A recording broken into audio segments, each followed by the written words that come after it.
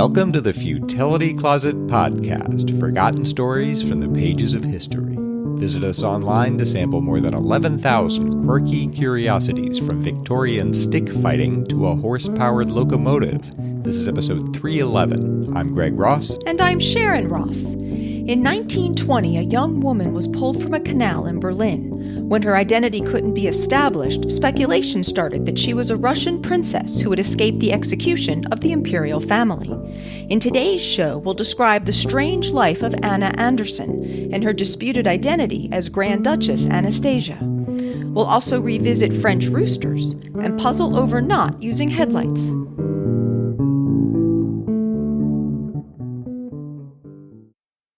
The Romanov Dynasty ruled Russia for 300 years, until catastrophic failures abroad in the First World War brought increasing public hostility.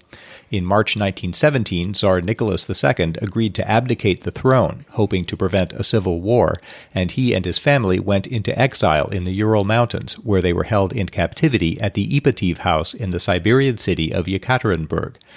The Civil War couldn't be stopped, and the family became symbols of the old order. During the struggle, it was decided to put an end to the potential threat that Nicholas represented, and a few minutes after midnight on July 17, 1918, the family were awakened on the pretext that counter-revolutionaries were advancing on the region.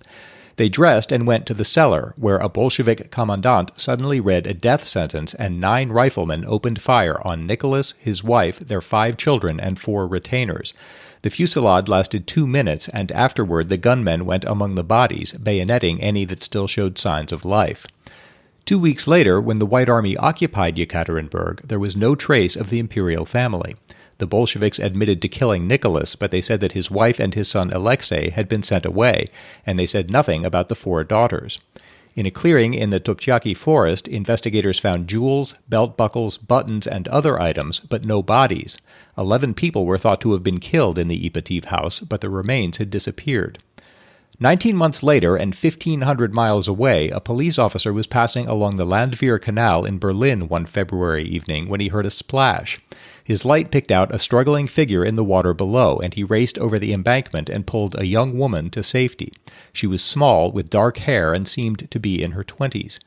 He asked what had happened, but she refused to speak. He took her to the hospital, but she wouldn't talk to the doctors either. They gave her a bed for the night under the name Fräulein Unbekannt, which means Miss Unknown. In the days that followed, no one could get any information from her. She refused to give her name, age, or occupation. Her clothing was nondescript and bore no labels, and she carried no identification or even money. She allowed that she had tried to kill herself, but she wouldn't say why. In explaining this later, she would say, "Can you understand what it is suddenly to know that everything is lost and that you are left entirely alone? Can you understand, then, that I did what I did?" There were some signs of physical violence in her past, but their meaning wasn't clear. She had old scars and many lacerations, though some of these may have been caused by her leap into the canal, and apparently her foot had been pierced at some point. After 6 weeks, they sent her to the State Institute for Welfare and Care, commonly called Daldorf, where she remained stubbornly uncooperative and was diagnosed provisionally with a depressive mental illness. When they could make no progress in determining her identity, the police finally left her there, and she remained at Daldorf for 19 months, rarely speaking to anyone. She spent her time reading, and she seemed to follow political events with some interest. The details of what happened next are somewhat confused. Another patient, Clara Poitert, had worked for an aristocratic family in Moscow before the revolution. When speculations about the fate of the Romanovs appeared in the German press, Poitert began to speak with the mysterious woman and received enough hints to believe that she was a daughter of the Tsar. When Poitert was released in January 1922, the story got out that one of the Romanov daughters had survived the execution, and the woman increasingly began to acknowledge this identity. Under Tsarist law, Grand Duchess Anastasia did not stand to inherit the throne. Many male Romanovs had survived the revolution and escaped Russia. But Russian émigrés felt much nostalgia for the murdered Tsar and the lost empire, and even as a figurehead, a surviving daughter would wield sentimental power among the exiles. In May 1922, after 792 days at Daldorf, the woman was discharged and moved in with a former Tsarist bureaucrat and his wife, who said that they often found her sitting alone, surrounded by photographs of the imperial family. For the next 46 years, this mysterious woman would pass among various émigrés, nursing homes, and sanatoria while the world tried to decide what to make of her. It never quite reached a decision. For every outraged skeptic, there was a devoted supporter, and for every curious omission in her story, there was a surprising demonstration of its authenticity, or at least the rumor of one. For nearly half a century, she managed to remain an enigma. No one could prove that she was Anastasia, and no one could quite prove that she wasn't. The first question was how she'd escaped the murder of the imperial family. She said that when the killing started, she had hid in the back of the Ipativ house with a sister, received some blows, and lost consciousness. She had awakened in the care of a sympathetic soldier named Alexander Tchaikovsky. He had taken her to his family's home near Yekaterinburg, and they had tended to her wounds. When the Bolsheviks learned she was missing, the family feared she might be captured, and Tchaikovsky took her to Romania in a cart. She said she remembered, quote, lying on a heap of straw in a wagon. I did not know who the people were that I could hear talking. I only felt that as the wagon jolted, my head ached terribly, that it was swathed in damp cloths, and that my hair was matted with blood. She had some jewels with her, and they sold these to pay their expenses. She recalled almost nothing of the journey. She maintained that she had had a child by Alexander. She had married him afterward, but he had been shot 2 years later, perhaps by Bolshevik agents who had been sent to find her. She left the son with Alexander's family in Bucharest and made her way north to Germany, where, overwhelmed with hopelessness, she had leapt into the canal in Berlin. Her supporters believed this story in part because it accorded with rumors that Anastasia had survived the execution, but here, as everywhere, the truth was unclear. In 1926, her supporters sent a woman named Gertrude Spindler to Bucharest to try to substantiate it. She spent weeks there and found nothing. The Romanian royal family took an interest in the story, but couldn't verify any of the claims. On the strength of the story, the woman came to be called Frau Anastasia Tchaikovsky, and that's how she became known to the world as word spread through the media during the 1920s. She had come to notice at a time when her story could be promoted through magazines, books, newsreels, films, and documentaries, and as the media chronicled her adventures, she became a living legend. Though her story might seem tenuous, little was known about what had happened that July night. The Soviet authorities were silent, no Romanov corpses had come to light, and there were persistent rumors of escape and rescue. Large quantities of sulfuric acid and gasoline had been delivered to the Koptyaki forest after the executions, so the theory developed that the bodies had been cut up, doused with gasoline, and burned, and that whatever had remained was dissolved in acid. With no evidence to go on, there was no way to disprove the rumors that one or more of the Romanovs, and specifically Anastasia, had escaped. Russian history was full of mysterious deaths, missing corpses, and intrigue, and the vision of a lost princess fleeing her family's murder made the story too compelling to ignore. Superficially, Tchaikovsky seemed to fit the part. She was the same height as Anastasia and apparently the same age, and, like her, suffered from a foot deformity known as hallux valgus. She had striking blue-gray eyes that recalled the Tsar's eyes, and the wound in her foot was said to match the shape of the bayonet blades that the Bolsheviks had used in the war.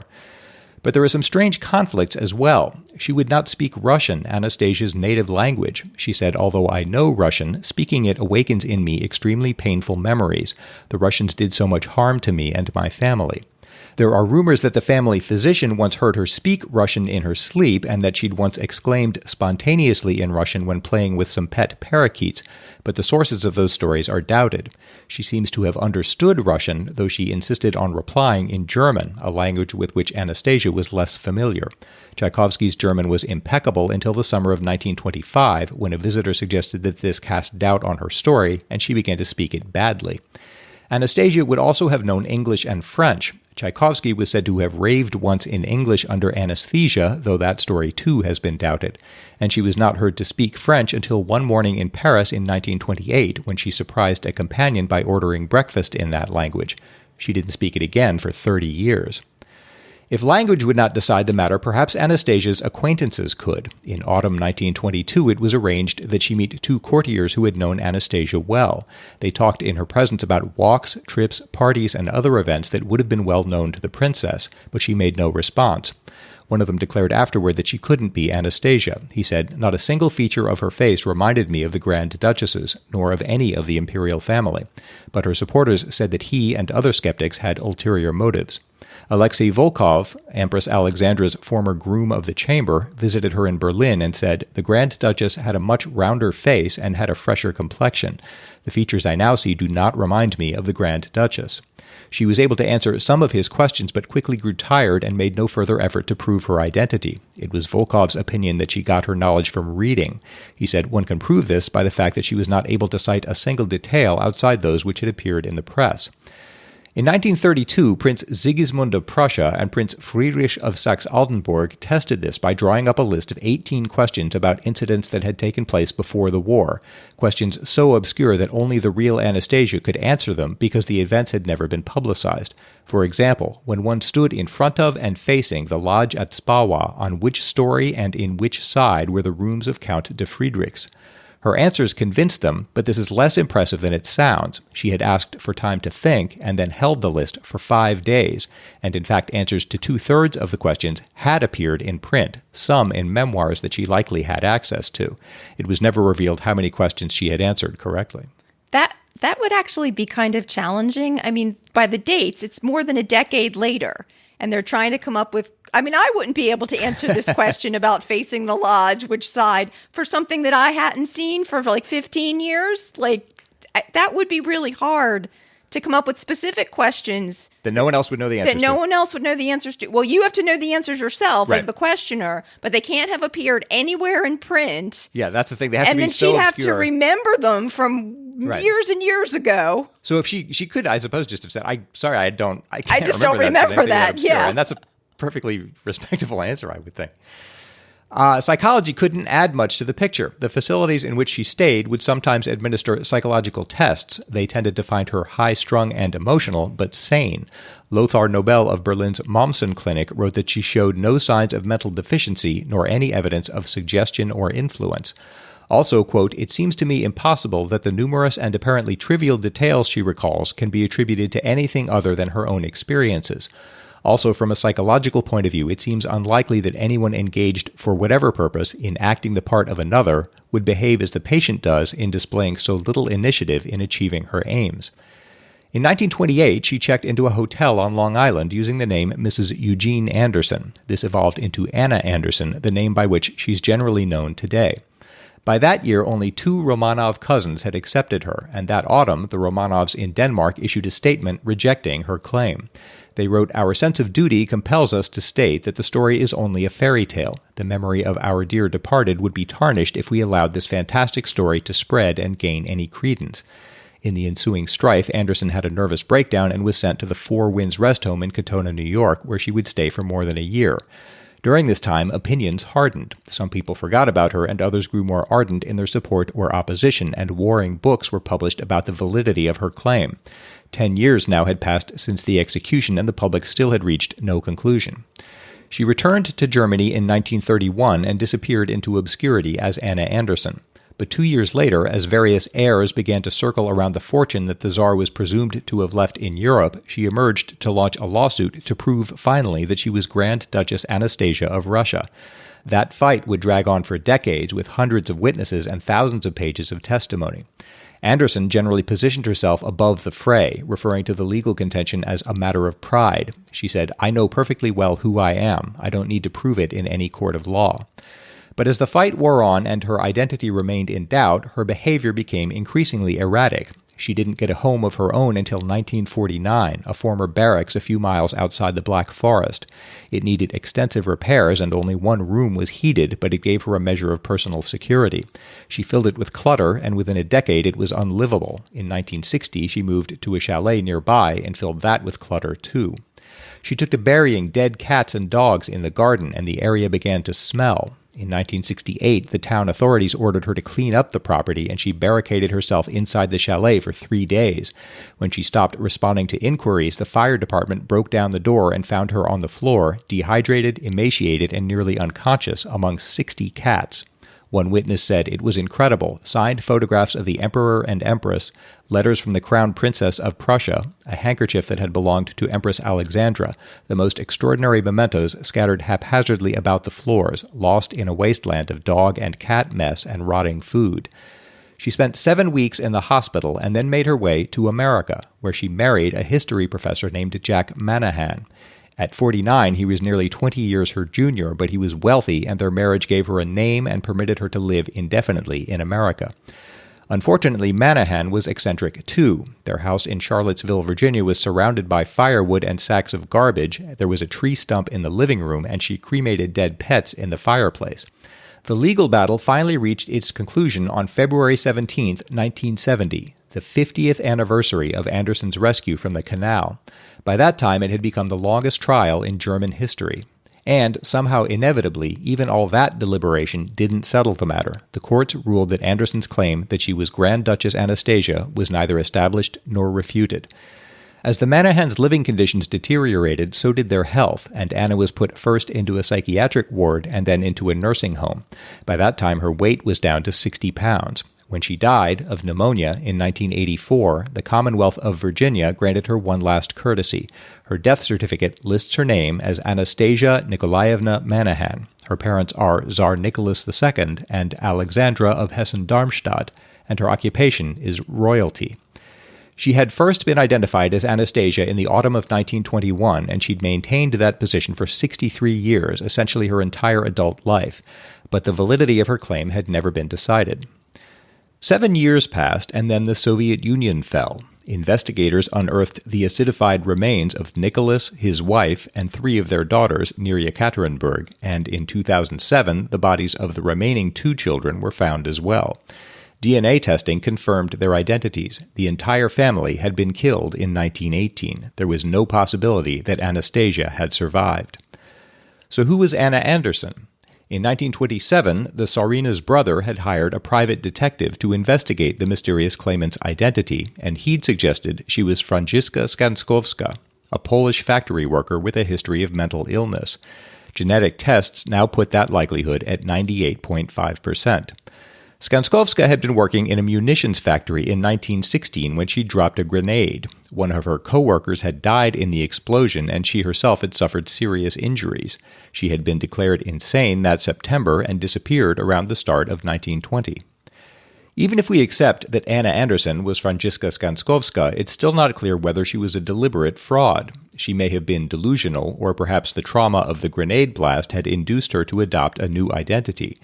Or possibly her various defenders had simply found it expedient to support her in this identity for reasons of their own.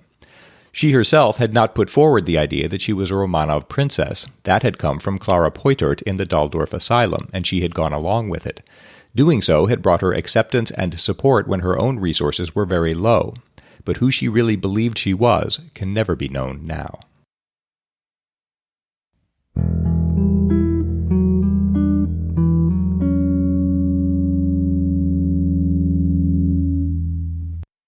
The main story in episode 63 was about how in 1915, rainmaker Charles Hatfield was purported to have caused extreme flooding in San Diego. And then I did a follow-up on the topic of cloud seeding to increase precipitation in episode 305. Paul Lloyd from the Rhondda Wales wrote, "This week's episode's discussion of cloud seeding reminded me of this article in The Guardian. There was also a BBC Radio 4 documentary about it." So this was interesting. On August 15th, 1952, the village of Lynmouth in Devon in southwest England experienced one of the worst flash floods ever in Britain, as 9 inches of rain fell in 24 hours. More than 30 people died, and many homes, buildings, and bridges were damaged or destroyed. In 2001, the BBC reported that they had uncovered evidence that RAF experiments with cloud seeding were linked to the flooding. An August 30th, 2001 BBC article entitled "Rain-Making Link to Killer Floods" said, 35 deaths in the infamous Lynmouth flood disaster came only days after RAF rain-making experiments over southern England, it has emerged. 90 million tons of water swept down the narrow valley into Lynmouth on 15 August 1952, destroying whole buildings. Now a BBC investigation has confirmed that secret experiments were causing heavy rainfall. The article noted that there were rumors of planes circling before the flood and said that the Ministry of Defense has denied knowledge of so-called cloud seeding experiments during early August 1952. Tony Speller asked to see Ministry of Defense files when he was MP for North Devon under Margaret Thatcher. He said, "I could never find anything of any consequence except the fact that papers were clearly missing for the significant years." The British government had initiated Operation Cumulus, which was jokingly referred to as Operation Witch Doctor by some of those involved, that was operational from 1949 to 1952. It does seem that Operation Cumulus was involved in experiments in cloud seeding, and that the project was suspended after the Lynmouth flood. And there has been some controversy as to whether some of their cloud seeding might have been responsible for that flood. It's unclear to me that there is definitive evidence that cloud seeding had occurred near Lynmouth before the flood. And as I noted in episode 305, in addition to the lack of consensus about the degree of effectiveness of cloud seeding in general, it's even more difficult to attribute any particular event to seeding, as you can't say what would have happened without the seeding. Philip Eden, a prominent British meteorologist who wrote several books on British weather and climate, weighed in on the BBC's 2001 Radio 4 program after it aired, saying, "Any meteorologist with a rudimentary knowledge of cloud seeding could explain why it is preposterous to blame the Lynmouth flood on such experiments."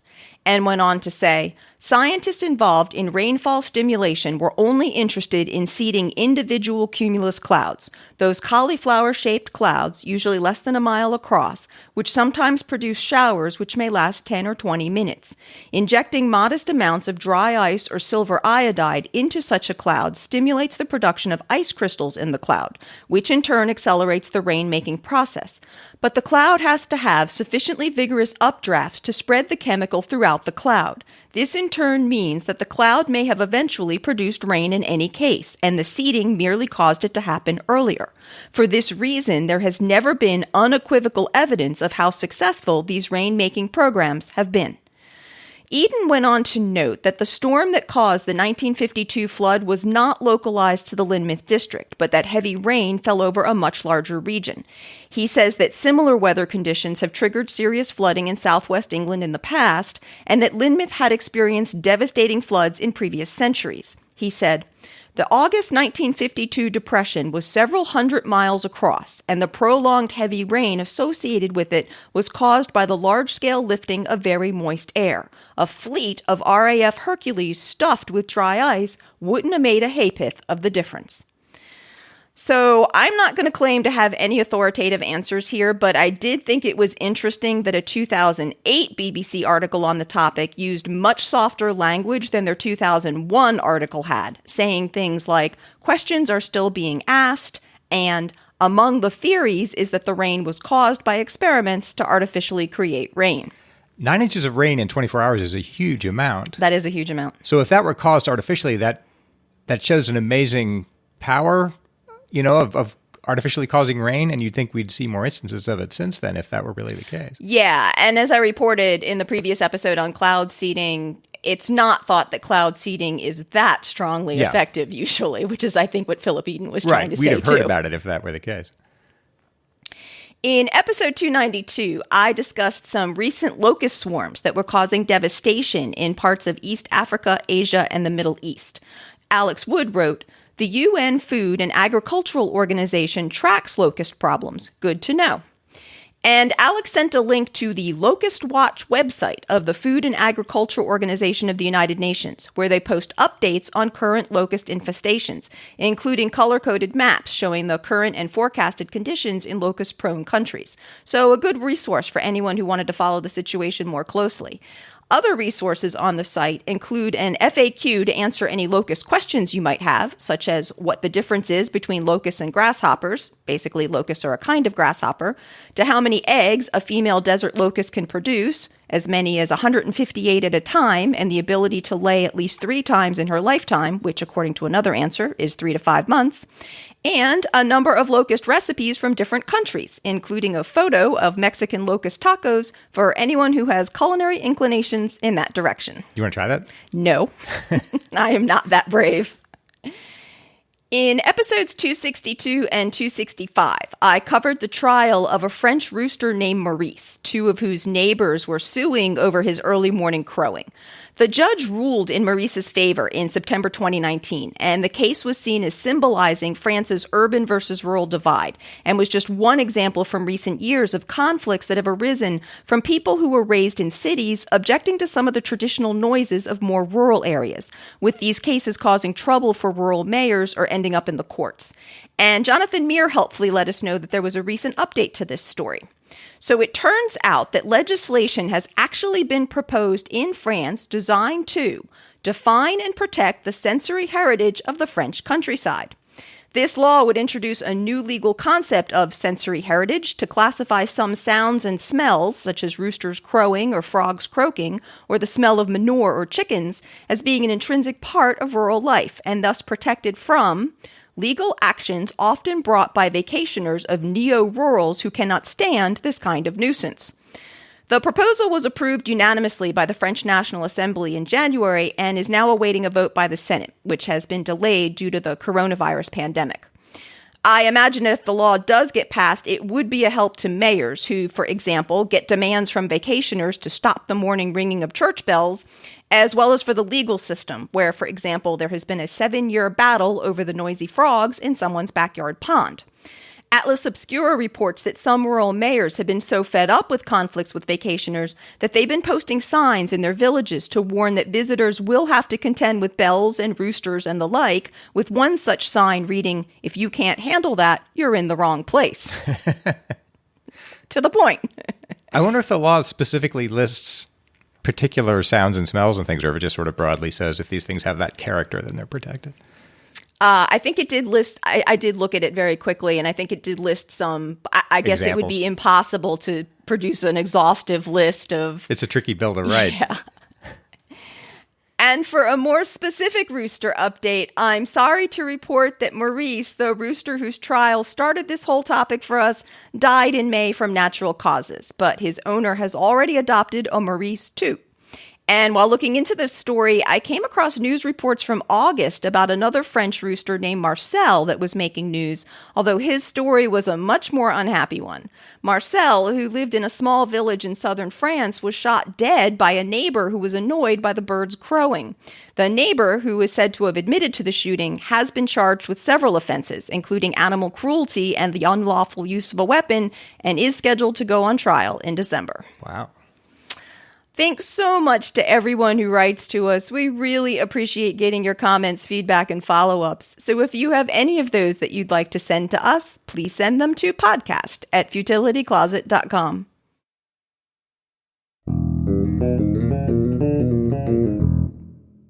It's Greg's turn to try to solve a lateral thinking puzzle. I'm going to give him a strange-sounding situation, and he has to work out what's going on, asking yes or no questions. This puzzle comes from Jewel Ann Wakeman in rural Pennsylvania, who says, "My name is pronounced like it looks, as long as you don't assume that I forgot to put an I in my own name, like almost every teacher I ever had growing up." So Jewel Ann's puzzle is, I always drive with my headlights on, except when I'm wearing sunglasses. Why? Except when I'm wearing sunglasses. So if you're wearing sunglasses, you would turn the headlights off. That is correct. So Jewel drives even during the day with headlights on. Yes. Yes. Normally. Unless she's wearing sunglasses. So let's say she's driving without sunglasses. Okay. And has the headlights on, and for some reason decides to put the sunglasses on. Yes. She might do that. Yes. She would turn off the headlights. Yes. Do I need to know more about the sunglasses? We had one of these where they were polarized. Oh, that's true. No, it does not matter. So all they are doing is just imagine standard sunglasses. Wow. That's a very interesting... Does that have something to do with the dashboard? Yes. So, okay, so when she turns on the headlights, there's some indicator on the dashboard that the lights are on. Uh-huh. Is that right? Possibly. And so if she's wearing sunglasses, that indicator would appear differently to her? Is that what we're... No. That's not it? That's not it. I don't know how that would work.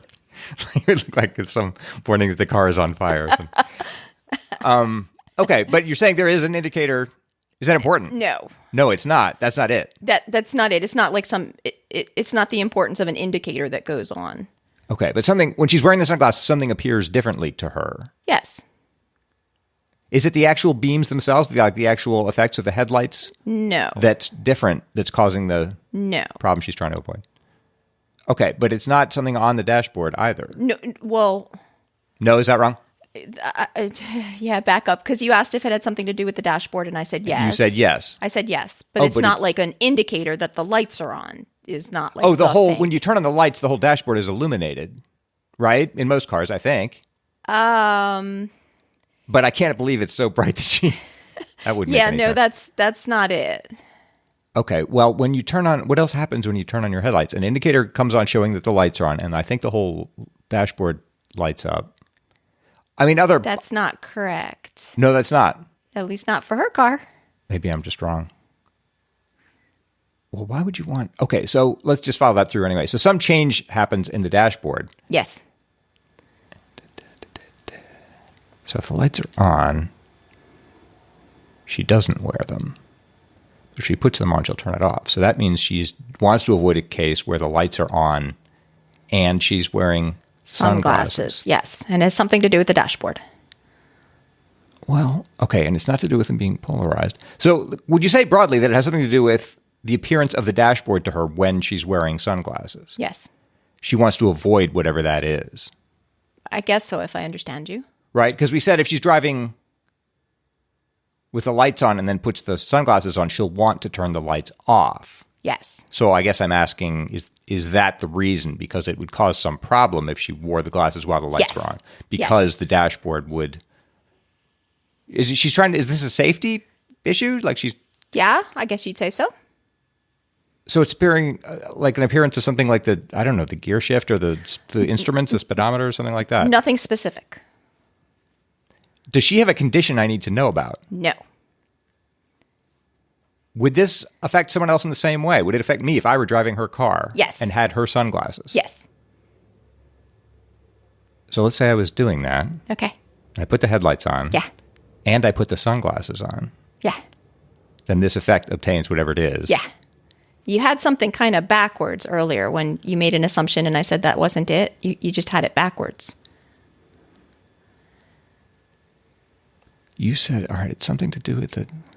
And you said it's not anything specific, any specific instrument. It's not any specific instrument. It's just what happens to your dashboard when you turn the headlights on. I just feel like that ought to be obvious with this much evidence, but I'm not.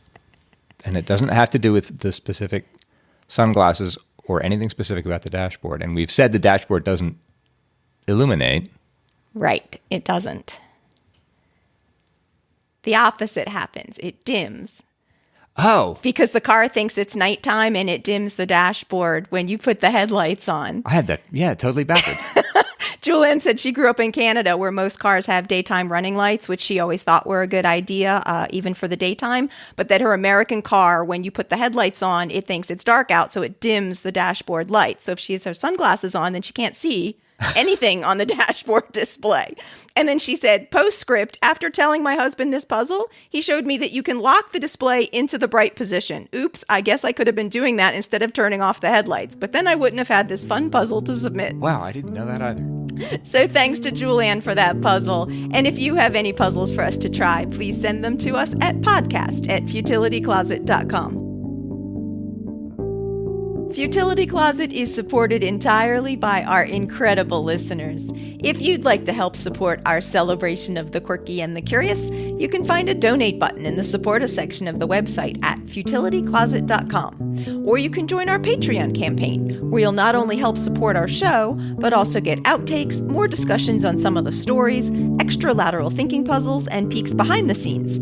You can find our Patreon page at patreon.com/futilitycloset or see our website for the link. At our website, you can graze through Greg's collection of over 11,000 delightful distractions, browse the Futility Closet store, learn about the Futility Closet books, and see the show notes for the podcast, with links and references for the topics we've covered.